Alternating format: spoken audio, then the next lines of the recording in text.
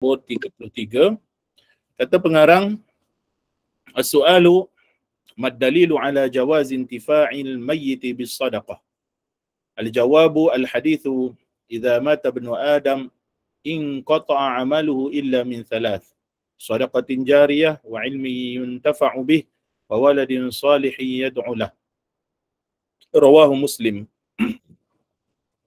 Ma'nahu anna hadha mimma yantafi'u bihi al-muslimu mimma yakunu huwa sababan fihi.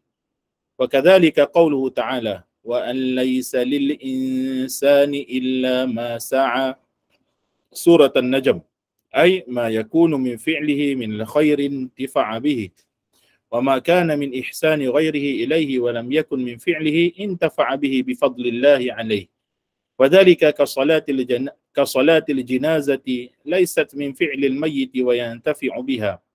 Wa ka du'a'ir rasul li ghairihi laysa min fi'li hadzal ghair wa yantafi'u bihi ka qawlihi fi du'a'ihi li ibn Abbas Allahumma 'allimhu al-hikmata wa ta'wil al-kitab. Rawahu al-Bukhari. Maka muslimin dan muslimat, kata pengarang rahimahullahu taala rahmatan wasi'ah, apakah dalil yang menunjukkan bahawa orang yang telah meninggal dunia boleh mendapat manfaat dengan sedekah, yakni dengan sedekah orang yang hidup? Jawapannya, Rasulullah sallallahu alaihi wasallam telah bersabda, idza mata ibnu Adam in qata'a 'amaluhu illa min thalath. Sadaqatin jariyah wa 'ilmin yuntafa'u bih wa waladin salih yad'u lah. Apabila apabila seseorang anak Adam meninggal dunia, maka amal perbuatannya yang dapat terus mengalirkan pahala untuknya terputus kecuali 3 perkara, iaitu sedekah jariyah, ilmu yang bermanfaat, dan anak soleh yang akan mendoakan untuknya. Diriwayatkan oleh Muslim. Ketiga-tiga perkara tersebut adalah antara perkara yang boleh diambil manfaat oleh seorang Muslim yang telah meninggal dunia kerana perkara-perkara itu menjadi sebab dalam hal ini. Demikian juga Allah Ta'ala telah berfirman, mafhumnya, dan sesungguhnya tiada balasan bagi manusia melainkan berdasarkan apa yang telah diusahakan. Yakni kebaikan yang telah dilakukan oleh si mati sendiri bermanfaat baginya. Manakala kebaikan orang lain untuk si mati yang bukan perbuatannya sendiri itu pula bermanfaat baginya dengan anugerah dan kelebihan Allah ke atasnya. Contohnya solat jenazah yang bukannya perbuatan si mati, namun si mati tetap mendapat manfaat dengan solat tersebut. Demikian juga doa Rasulullah sallallahu alaihi wasallam untuk orang lain. Doa itu bukanlah perbuatan orang yang didoakan, tetapi dia mendapat manfaat dengan doa baginda sallallahu alaihi wasallam tersebut, seperti doa baginda sallallahu alaihi wasallam untuk Ibnu Abbas radhiyallahu anhuma, yang mana mafhum daripada doa tersebut, ya Allah, kurniakanlah baginya ilmu hikmah dan ilmu ta'wil Al-Quran. Maka muslimin dan muslimat dirahmati Allah, soalan yang ini ialah di antara soalan yang penting untuk kita faham apabila kita membincangkan tentang beberapa amalan-amalan yang dilakukan oleh umat Islam zaman berzaman. Seperti apa? Seperti yang kita telah bincangkan sebelum ni, kita bincang tentang adakah bacaan Al-Quran oleh orang hidup memberi manfaat kepada si mati. Maka dalam perbahasan tu kita juga telah jelaskan tentang ijma' para ulama' bahawasanya pahala bacaan Al-Quran untuk orang yang hidup itu jika disedekahkan, dihadiahkan kepada si mati, maka ia memberi manfaat kepada si mati. Maknanya sampai pahala bacaannya kepada si mati. Begitu juga dalam masalah ini, iaitu dalam masalah sedekah. Maka sedekah juga bermanfaat bagi si mati, walaupun bukan daripada perlakuan ataupun perbuatan si mati. Sebab tu apabila kita nak faham sesuatu nas, sama ada nas Al-Quran maupun nas hadis, mestilah difahami daripada apa yang telah disebut oleh para ulama'. Maka ulama' telah menjelaskan tentang satu hadis, iaitu hadis yang masyhur, hadis yang famous, dan juga hadis yang ianya adalah hadis yang sahih, yang mana disebut di dalam hadis ini bahawasanya apabila telah mati anak Adam maka terputus segala amalannya. Keyword dia dekat situ, in qata'a amaluh. Keyword dia dekat situ mudah je, iaitu in qata'a amaluh, bukannya amalu ghairi. In qata'a amaluh, iaitu yang terputusnya ialah amalan dia. Sebab apa? Sebab dunia ini ialah darul amal. Dunia ni adalah negeri untuk kita beramal. Adapun akhirat ialah darul jaza. Akhirat ialah negeri untuk kita menerima pembalasan, sama ada pembalasan baik ataupun pembalasan yang buruk. Maka apabila kita membaca hadis ini, kita perlu faham bahawasanya yang terputus setelah seseorang mati itu adalah amalan badan dia, amalan daripada sebab diri dia sendiri. Sebagaimana firman Allah Ta'ala, laha ma kasabat wa 'alaiha maktasabat. Dan bagi dia apa yang dia kerjakan daripada perkara yang baik, dan baginya juga ialah apa yang dikerjakan bagi perkara daripada perkara-perkara yang buruk yang dikerjakan. Maka itu adalah amal badan dia, amal yang dia adalah sebab kepada amalan tersebut. Maka kalau kita di dunia ini kita buat amalan yang baik, kita solat, kita puasa, kita buat solat sunat, kita buat zakat, kita buat sedekah, kita sambung silaturahim, kita buat baik dengan jiran dan sebagainya daripada amalan-amalan kebaikan, maka amalan-amalan ini akan terputus setelah kita mati, kerana setelah kita mati tidak ada lagi amal. Setelah kita mati tidak ada lagi amal, melainkan Nabi sebut 3 benda je, yang mana bila lepas kita mati kita akan dapat juga daripada amalan tersebut sampai bila-bila.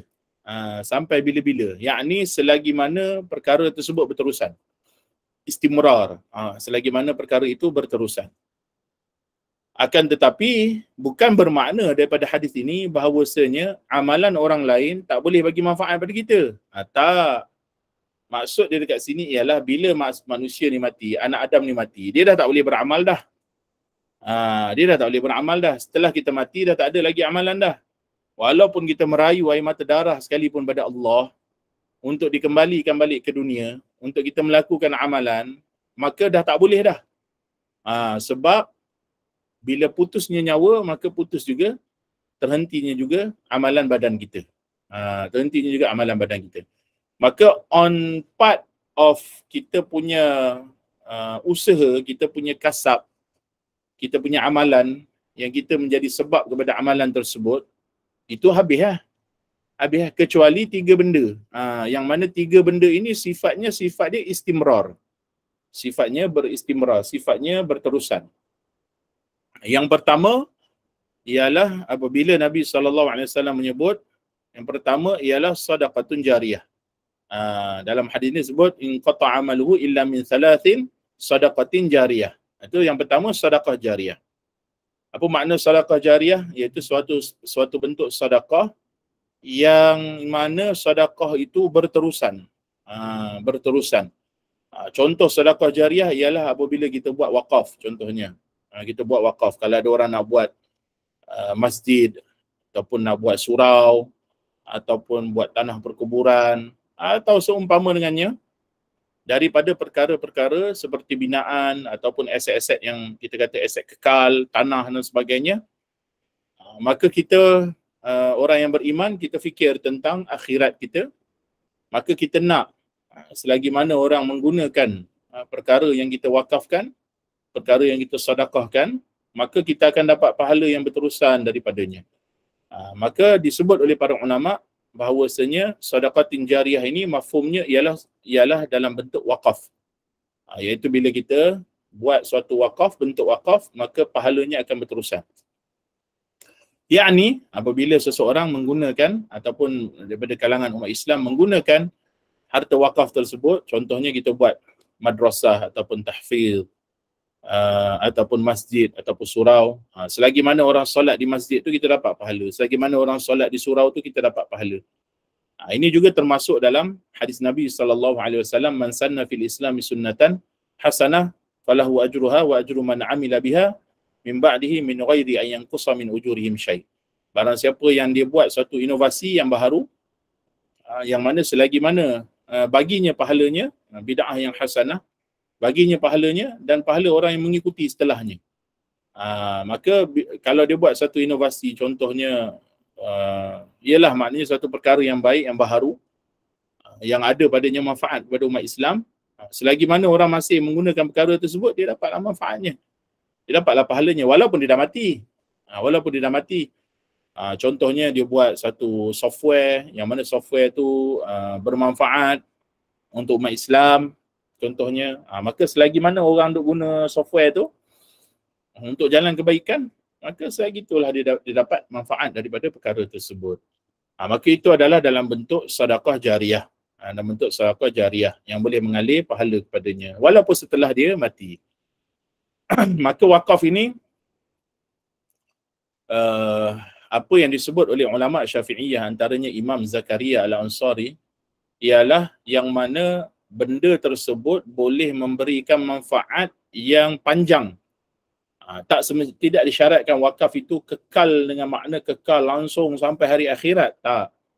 Tapi wakaf itu sah sekira-kira kalau seseorang meletakkan atar, minyak wangi, minyak wangi, ud ke misik ke minyak wangi, letak di masjid atau di surau, dan orang menggunakannya, selagi mana ada bau wangian pada orang tersebut, yang mana contoh dia pakai sebelum solat, selagi mana orang tu bersolat dengan minyak wangi yang dia pakai, maka dia dapat pahala. Dia dapat pahala. Maknanya benda yang ada tempoh yang panjang. Bukan sekali je. Sekali ni maknanya makan, jamu makan. Jamu makan tu tak dikira sebagai wakaf. Kerana sekali makan habis. Tapi dia yang boleh kita ambil manfaat secara berterusan. Walaupun berterusan itu tempoh masanya pendek, tapi ada masa. Ada masa. Seperti minyak wangi lah, diberi contoh oleh Imam Zakaria Al-Ansari adalah seperti minyak wangi. Maka kalau minyak wangi itu diwakafkan, orang pakai, maka selagi mana orang boleh ambil intifak, orang boleh ambil manfaat daripada minyak wangi itu. Minyak wangi ni manfaat dia apa? Bau wangi lah. Maka bila orang boleh ambil manfaat bau wangi itu, maka selagi itu dia dapat pahala. Itu adalah sedekah jariah. Kemudian yang kedua ialah ilmu yang bermanfaat. Ilmu yang bermanfaat ni adalah contoh macam kita. Malam ni kita mengajarkan ilmu-ilmu berkaitan dengan akidah, berkaitan dengan agama, berdasarkan kepada ahli sunnah wal jamaah. Maka selagi mana seseorang itu beramal dengan ilmu yang diajarkan, maka dia mendapat manfaat daripadanya. Contohnya macam kita ajar ni, kita sebut Imam Syafi'i kata begini, Imam Zakaria Ansari kata begini, Syekh Abdullah kata begini, Syekh itu kata ini, Imam ni kata ini. Maka mereka yang sampaikan ilmu kepada kita suatu ketika dahulu, walaupun mereka telah pergi, selagi mana ilmu itu mengalir, pengajiannya, pengajarannya, dia punya amalan terhadap ilmu tersebut, selagi mana diteruskan oleh legasi-legasi dia. Kalau guru ni, ilmu ni maknanya legasi dia adalah anak murid dan juga kitab dia. Kitabnya selagi mana dipelajari, selagi mana diajar, maka selagi itulah seorang tu dapat manfaatnya. Kalau kitab tu buruk, buruklah akibatnya. Kalau macam ada sebagian orang mengarang kitab-kitab yang sesat, selagi mana orang ambil perkara sesat dari kitabnya, selagi itulah dia dapat mudarat daripada kitab tersebut.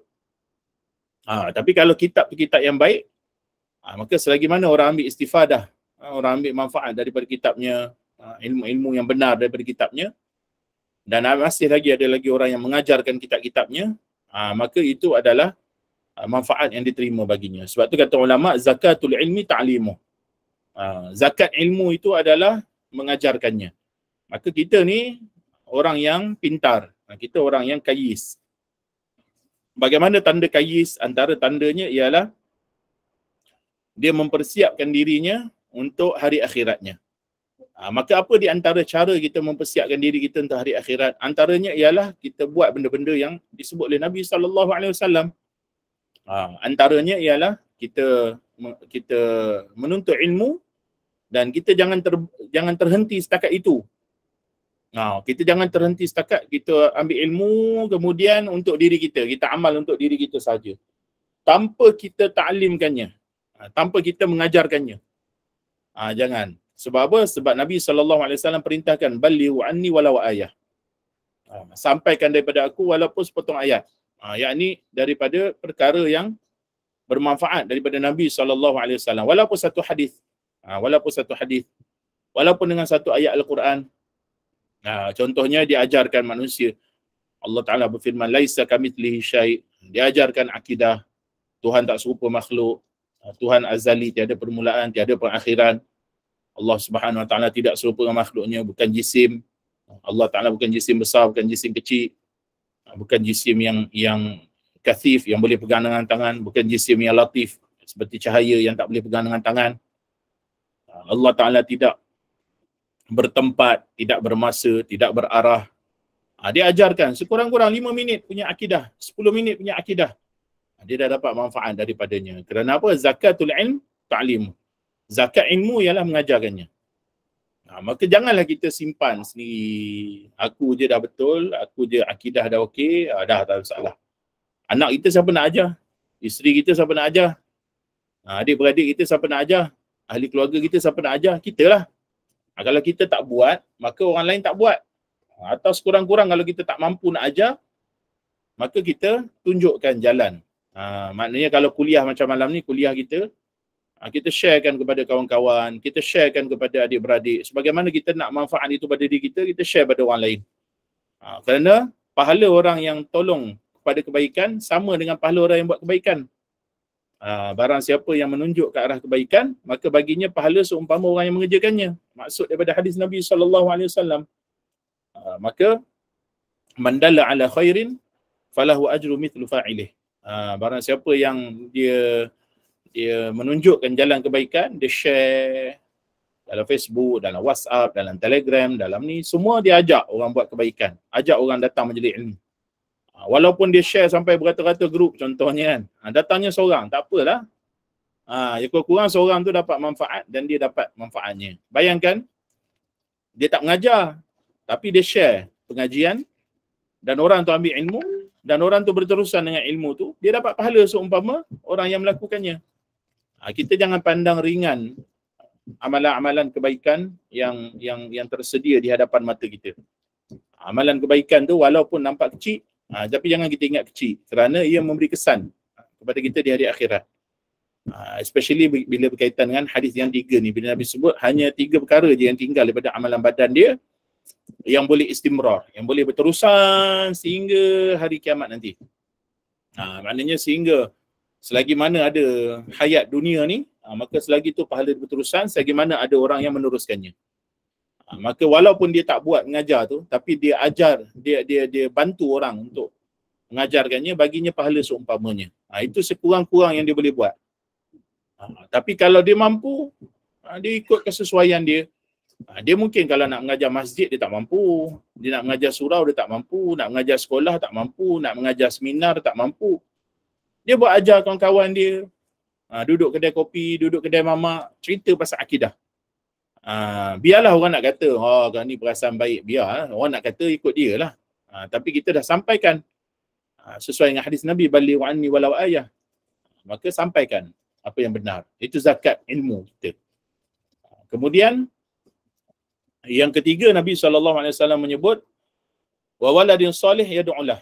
Wa waladin salihin yad'ulah. Dan anak soleh yang mendoakannya.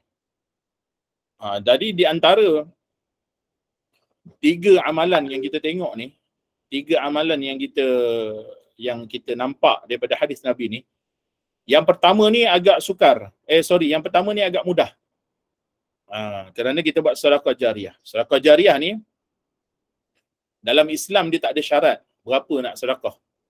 RM10 ke, RM1 ke, RM5 ke, RM50 ke, RM100 ke, RM1000 ke, RM1 juta ke. Dia tak ada amount yang spesifik. Tapi kalau zakat dia ada amount spesifik lah. Zakat dia ada percentage yang spesifik kan. Tapi kalau sedekah jariah ni dia tak ada amount yang spesifik. Boleh jadi kita ada RM1, kita RM1 tu boleh beli 3 biji bata contohnya. Atau 2 biji batu-bata. Batu-bata itulah yang buat masjid. Maka kita dapat pahala daripadanya. Selagi mana orang solat di situ kita dapat pahala. Ada setengah orang lagi, kalau orang Melayu ni setengah orang, ada setengahnya, contoh saya mengajar di di sebuah surau di Kampung Lombong. Dia tengah nak buat masjid lah. Ada sebahagian orang yang buat sedekah ni, sedekah jariah ni, bila dia bagi duit, dia nak duit dia tu untuk buat mimbar. Duitnya nak buat belah sini, duitnya belah sini. Dia dah spesifikan mana duit dia nak letak. Tapi ala kulli hal Allah Ta'ala Maha mengetahui. Maka kalau kita tak spesify pun, kita tahu bahawasanya duit tu pergi kepada untuk bina masjid. Maka selagi mana kita, maknanya masjid itu ada orang solat padanya, maka selagi itu kita dapat pahala. Alhamdulillah. Maka itu yang paling mudah. Paling mudah. Yang kedua ni sedikit sukar. Kerana ta'lim ni satu benda yang sukar. Dia seni. Dakwah ni adalah seni. Jadi bila kita faham benda tu seni, maknanya bukan semua orang ada kemahiran untuk mengajar, kemahiran untuk menyampaikan. Tapi sekurang-kurangnya dia boleh sampaikan dalam circle dia yang dia mampu untuk sampaikan. Boleh jadi seorang bila dia berhadapan dengan orang yang dia tak kenal, dia nervous, gugup, telan ilium, tak boleh. Jadi dia tak mampu untuk mengajar dengan cara kuliah di masjid atau di surau atau di khalayak ramai. Tapi dia boleh sembang dengan kawan dia, buatlah. Yang kedua ni agak sukar sedikit berbanding yang pertama. Yang ketiga ni lebih sukar. Yang ketiga lebih sukar, iaitu untuk menghasilkan anak soleh. Anak soleh ni dia memerlukan pengorbanan yang tinggi. Kerana apa? Kerana anak yang soleh ni dia memerlukan pengorbanan wang ringgit, pengorbanan masa, pengorbanan tenaga, macam-macam pengorbanan lah yang diperlukan untuk melahirkan anak yang soleh. Maka kadang-kadang kita dah beri semuanya, itu bergantung pada Allah Ta'ala juga. Maksudnya kalau Allah Ta'ala kehendak anak tu jadi soleh, Alhamdulillah jadilah soleh. Dan boleh jadi ada sebahagian orang anaknya dia soleh. Itu sebab kita dengar kadang-kadang ada sebahagian guru, guru tersebut soleh. Contoh Muhammad bin Abdul Wahab. Ayahnya alim dalam mazhab Hanbali. Ayahnya Syekh Abdul Wahab itu adalah orang yang alim dalam mazhab Hanbali. Tapi apa yang berlaku, anaknya jadi pengasas mazhab Wahabi. Bawa ajaran yang sesat, terkeluar daripada ahli sunnah wal jamaah. Maka anak yang soleh ini, meskipun usaha ayahnya, usaha emaknya untuk lahirkan anak yang soleh, boleh jadi anak tu tak ikut apa yang dia kehendak. Kerana itu bergantung pada Allah Ta'ala juga. Ala kulli hal yang diberi yang diberi ataupun yang ditimbang, yang dikira ialah usaha dia nak menjadikan anak tersebut soleh. Kalau dia dah usaha tak jadi juga, itu semua Allah Ta'ala punya kerja. Yaf'alu fi mulkihi ma yasha'. Lepas tu ada sebahagian guru-guru kita tengok, macam tadilah Syekh Abdul Wahab, anaknya jadi pengasas Wahabi. Abangnya alim, Sulaiman bin Abdul Wahab, orang yang alim juga dalam mazhab Hanbali. Tapi adiknya Muhammad bin Abdul Wahab jadi pengasas Wahabi. Begitu juga Syekh Abdul Qadir Al-Mandili. Syekh Abdul Qadir Al-Mandili, anaknya jadi Wahabi yang besar di tanah Arab. Walaupun beliau tu sendiri adalah alim ahli sunnah, tapi anaknya jadi Wahabi. Dia kata hidayah milik Allah. Raihan kata iman tak dapat diwarisi. Begitulah dia. Jadi anak yang soleh ni anak yang soleh ni adalah anugerah daripada Allah. Tapi dia mesti datang dengan usaha. Tak mungkin kita biarkan anak tu tanpa pengorbanan, tanpa apa-apa usaha daripada kita. Tiba-tiba anak dia soleh. Tak, dia tak berlaku gitu.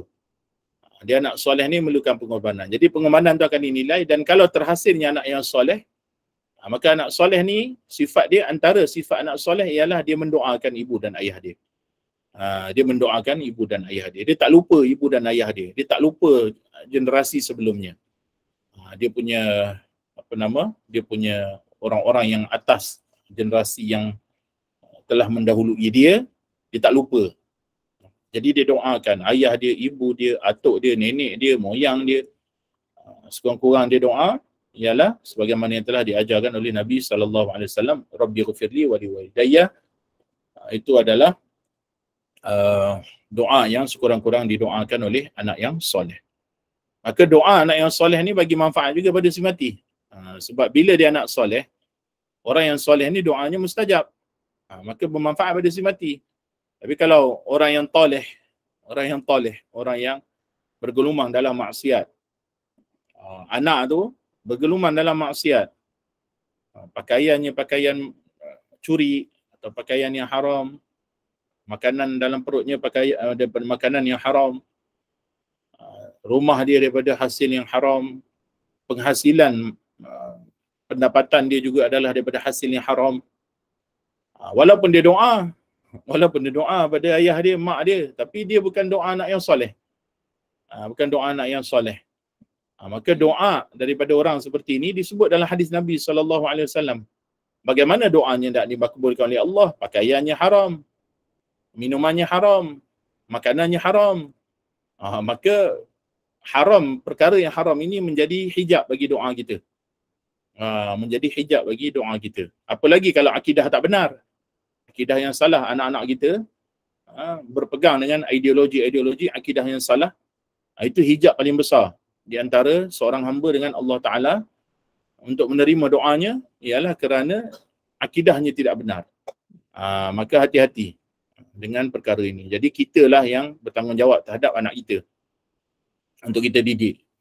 Kita didik dengan cara kita sampaikan apa yang wajib kepadanya, kita sampaikan apa yang haram supaya dia tinggalkannya. Ilmu-ilmu fardu ain, besarkan dia dengan cara tu, ajarkan dia, bawa pergi majlis ilmu. Walaupun dia kecil, dia tak faham, bawa.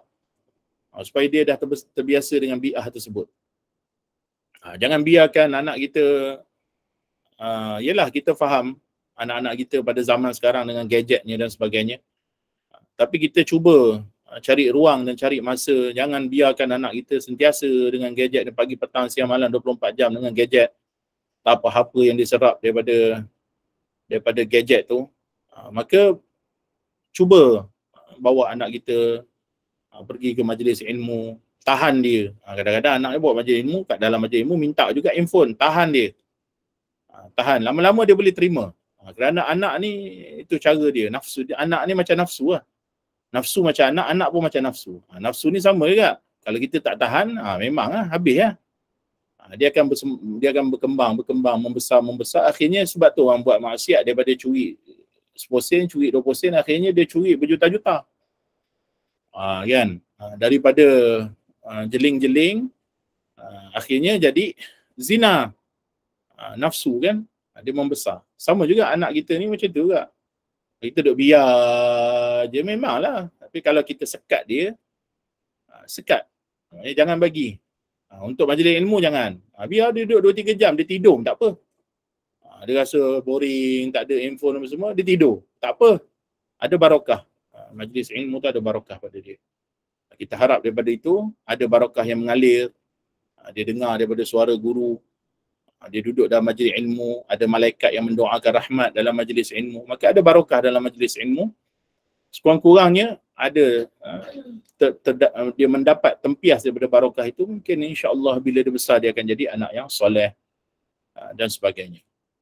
Maka ini adalah amalan yang mana bila kita mati, dia masih istimrar, masih berterusan. Lain daripada 3 ni tak ada lah. Daripada 3 ni tak ada lah. Kita dah tak boleh solat, tak boleh puasa, tak boleh zakat, tak boleh buat haji, tak boleh buat umrah, tak boleh buat baik dengan jiran sebab kita dah mati. Sebab kita dah mati. Bila kita dah mati, habis lah. Tetapi bila kita mati, bukan bermakna kita tidak akan mendapat pahala lain daripada 3 amalan ni. Kerana apa? Kerana boleh jadi ada orang yang buat suatu amalan dan dia sedekahkan kepada kita amalan tu. Dia buat sedekah bagi pihak kita, sebagaimana yang sahabat Nabi tanya, maknya telah meninggal dunia, adakah dia boleh buat sedekah bagi pihaknya? Maka Nabi kata, na'am, boleh. Sampai pahala kepada si mati. Dan dalam hadis ini juga, Nabi dah sebut dah, anak soleh yang mendoakannya. Nabi bagi isyarat bahawasanya, walaupun dia telah mati, tapi doa anak yang soleh itu bagi manfaat pada dia. Sedangkan doa anak yang soleh itu bukan daripada perbuatan dia, tapi oleh kerana dia ada campur tangan dalam membesarkan anak yang soleh itu, maka dia dapat pahala daripadanya. Maka faham kita kat sini, bila mana Allah Ta'ala berfirman dalam Al-Quran, wa an laisa lil insani illa ma sa'a. Maknanya dan sesungguhnya tiada balasan bagi manusia melainkan apa yang telah diusahakan. Yakni daripada perkara-perkara yang mana dia yang kerjakan sendiri. Dia yang kerjakan sendiri, bermanfaat baginya, perbuatan yang baik. Tapi dalam masa yang sama, kita kena faham perbuatan orang lain yang masih hidup, yang baik, juga bermanfaat bagi kita. Sebab kita perlu faham masalah ni. Kerana apa? Kerana dalam masalah tentang bila mana seseorang yang mereka tidak berfahaman ahli sunnah, mereka buat hujah daripada perkara-perkara ini, daripada ayat-ayat ini, hadis-hadis ini dengan kefahaman yang salah. Hadisnya betul, tapi kefahamannya salah. Lalu mereka kata, kenapa nak baca Quran di kubur? Kenapa nak letak pokok dekat kubur?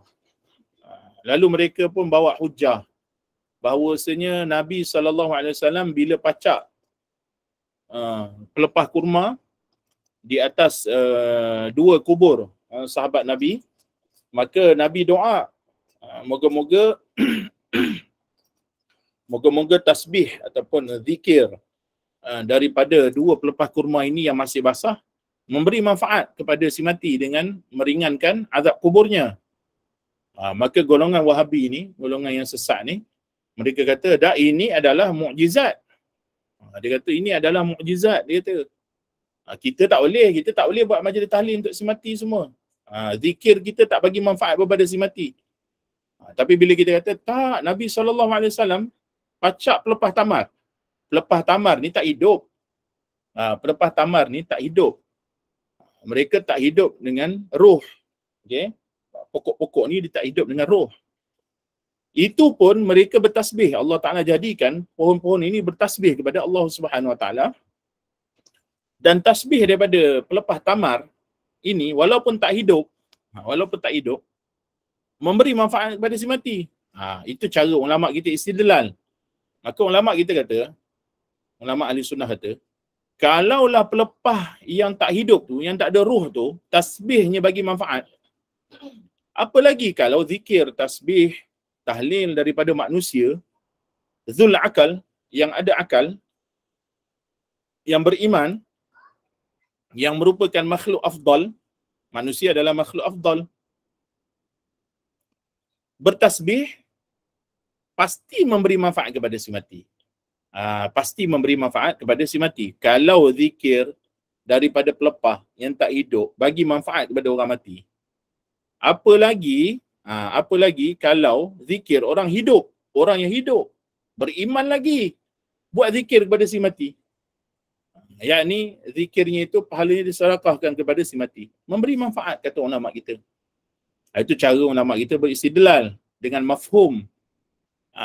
Tapi golongan Wahabi ni, golongan Wahabi yang terkeluar daripada ahli sunnah ni, mereka tidak ada pemikiran seperti ini kerana mereka tidak faham usulul fiqh. Atau kalau mereka belajar usul fiqh pun mereka tidak dikurniakan kefahaman oleh Allah. Kerana faham itu adalah benda kurniaan Allah. Sebab tu kita dah bincang sebelum ni tentang doa, Allahumma arinal haqqa haqqan warzuqna tiba'ah.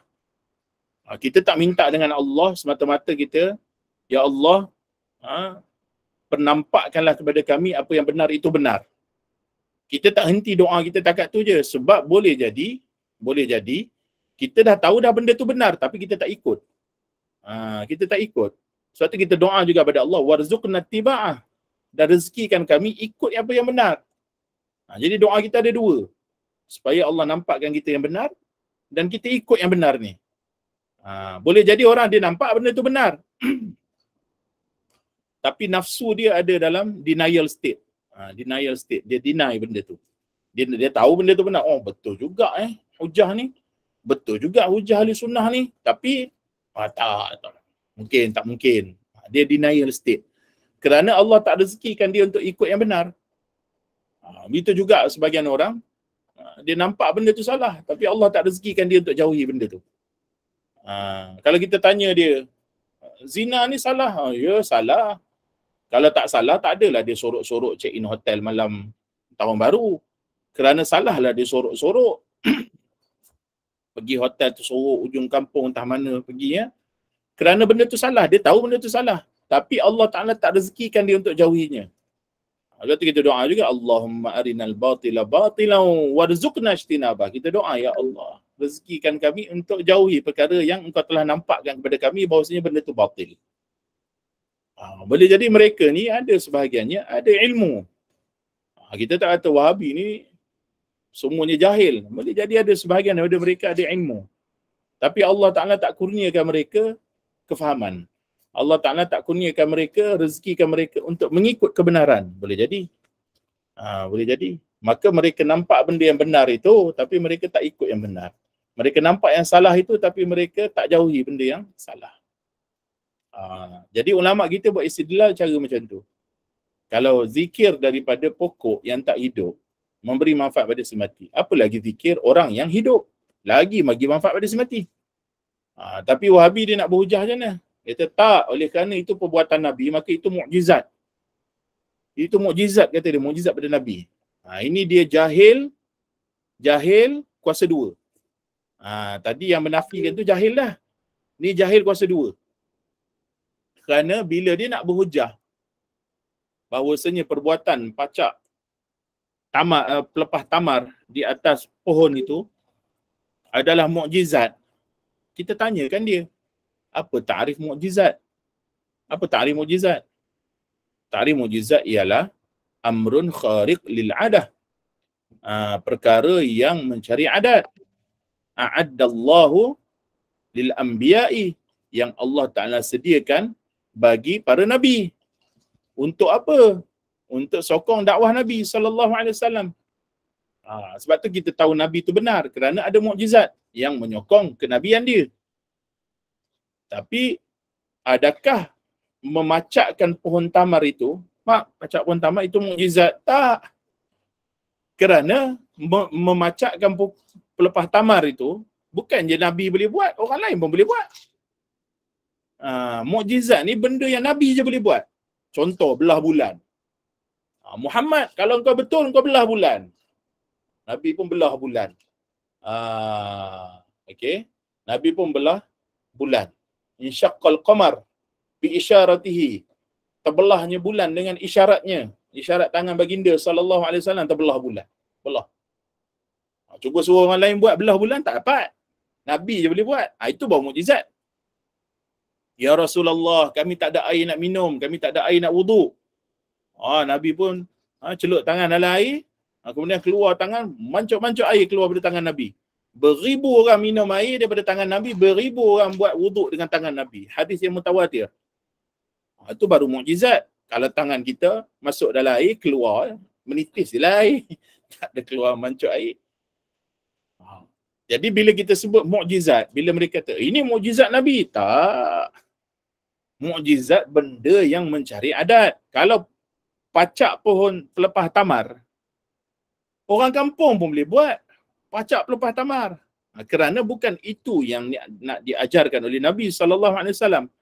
Nabi nak ajarkan bahawasanya zikir makhluk Allah yang bukan daripada perbuatan si mati memberi manfaat kepada si mati. Itu yang Nabi nak ajarkan. Itu yang Nabi nak ajarkan. Maka ulama buat istidlal, ambil dalil daripada hadis ni, zikir yang tak hidup pun bagi manfaat pada si mati, apa lagi zikir orang yang hidup bagi manfaat pada si mati.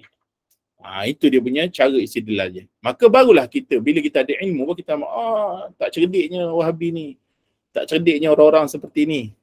Mereka kata ini adalah mukjizat Nabi. Apa yang mukjizatnya? Kalau kita tengok pacak pelepah tamar dua, apa yang mencari adatnya? Apa yang hebat sangat pacak dua pelepah tamar? Tak ada. Maka mereka akan mati dengan hujah mereka sendiri. Mereka akan mati dengan hujah mereka sendiri. Mati akal lah maksudnya. Mati akal dengan hujah mereka sendiri. Akhirnya mereka terbelit. Mereka kata, bid'ah. Dia pun belah. Kerana dia dah tak ada hujah. Dia tak ada hujah. Kita ahli sunnah, hujah kita berdasarkan pada hujah pada ulama yang rasikhin. Mereka ni dah detect dah perangai golongan-golongan ni. Jadi mereka berhujah. Ada hujahnya. Dan hujah mereka mudah faham. Kalau mukjizat, apa yang pelik Mukjizat ni benda pelik kan? Benda mencari adat. Ini pacak pohon tamal dia kata mukjizat. Subhanallahil azim. Punyalah nak berhujah, nak tolak juga ahli sunnah punya amalan. Maka dia berhujah dengan cara macam tu. Lalu dia kata majlis tahlil kita tak bagi manfaat. Sedekah kita tak bagi manfaat pada si mati. Dah mati-mati lah. Contoh. Maka tak, kita kata ahli sunnah kata apa? Amalan si mati daripada 3 benda yang Nabi sebut secara sharih dalam hadis itu bagi manfaat pada si mati. Dalam masa yang sama, amalan yang hidup juga bagi manfaat kepada si mati jika disedekahkan kepada si mati. Maka sebab tu disebut dalam kitab ini,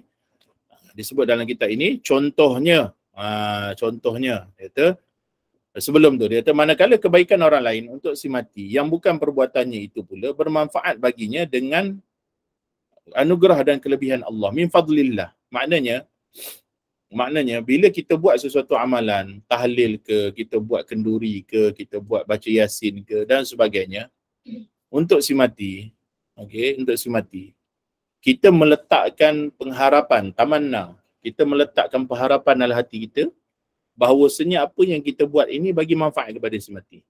Soal dia menerima ataupun tidak, okey, daripada sudut hukum keharusan untuk dia menerima pahala itu harus. Harus. Tetapi adakah dia menerima atau tak, itu adalah terpulang kepada Allah. Jika Allah Ta'ala kehendak, maka dia menerima pahala tu. Jika Allah Ta'ala tidak kehendak, tak menerima pahala tu. Tapi hati kita berharap apa yang kita buat untuk si mati, kita buat sedekah bagi pihak dia, kita jamu makan. Ada sebahagian orang, sebahagian family, tiap-tiap Jumaat tak putus. Tiap-tiap Jumaat tak putus. Dia sedekahkan makanan kepada jemaah lepas baca yasin, lepas isyak makan. 50 orang. Tak putus-putus dia buat. Untuk si mati, untuk ahli keluarga dia. Ada sebahagiannya buat. Maka itu dengan harapan Allah Ta'ala bagi pahala tu kepada si mati. Meringankan siksaan di dalam kubur. Menambahkan pahalanya di hari akhirat. Itu adalah dengan min fadlillah, dengan kurniaan daripada Allah Subhanahu wa Ta'ala. Sebagai contoh, maka ulama kata sebagai contoh, solat jenazah. Okay, kenapa kita buat solat jenazah? Apa makna solat jenazah? Apa murad, apa objektif kita solat jenazah? Solat jenazah ni bukan kita sembah jenazah. Solat jenazah ni apa objektif dia? Objektif dia ialah supaya kita memelihara hak kita yang hidup kepada si mati. Apa hak orang mati terhadap kita? Itu yang disebut sebagai tahjizul mayyit. Hak orang hidup, hak orang mati kat orang yang hidup daripada kalangan orang Islam ialah pertama kita kena mandikan dia. Kedua kita kafankan dia. Ketiga kita solatkan dia. Keempat kita tanam dia. Itu hak dia kata kita. Jadi fardu kifayah atas kita. Kalau tak ada orang buat, berdosa kita semua. Berdosa kita semua. Jadi kita buat. Hak mayat kepada orang yang hidup. Dan objektif perbuatan itu kepada si mati apa dia? Objektif dia apa? Objektif pada solat jenazah ni, bila kita buat solat jenazah, apa yang kita buat dalam solat jenazah? Kita mohon doa kepada Allah Subhanahu Wa Taala.